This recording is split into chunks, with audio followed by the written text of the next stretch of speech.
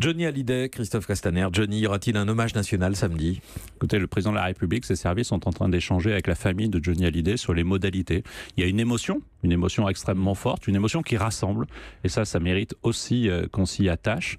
Et donc, je crois que les Français ont cette envie de partager l'émotion. Et donc, la forme de l'hommage sera décidée avec la famille, ce qui est bien normal. Un cortège qui descendrait les Champs-Élysées, ça vous paraît imaginable, souhaitable? C'est une des hypothèses. Mais laissons les services du président et surtout la famille décider ce qui est le mieux pour accompagner Johnny. Qu'est-ce qui pose question? Qu'est-ce qui pose souci? Des questions de sécurité en l'occurrence?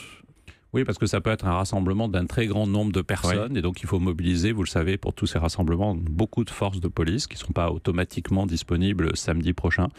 Donc aujourd'hui, ça fait partie des éléments que nous devons prendre en compte. Mais il y a une émotion nationale. Je n'ai pas à juger si elle est juste, pas juste, etc. Peu importe qu'on soit fan de Johnny ou pas.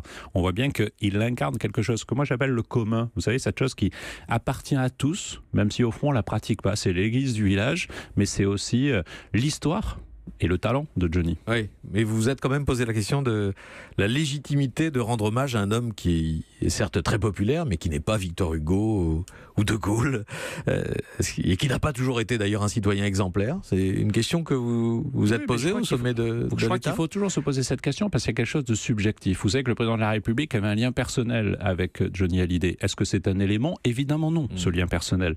Mais ensuite, je crois que, et on le voit bien, il suffisait de vous écouter depuis 24 heures pour comprendre que cet enjeu était aussi un enjeu national de rassemblement. Au-delà de l'hommage à Johnny, moi j'ai envie de parler aux Français qui, quelque part, sont apaisés dans cette mémoire collective, dans cet accompagnement de cet homme, dans l'histoire de cet homme. C'est aussi cela, c'est la dimension sociale de accompagner cet homme pour qui tout a été possible. Donc il vous semble logique qu'il y ait une parole officielle, et sans doute sûrement une parole présidentielle qui accompagne l'hommage rendu à Johnny, sans doute samedi.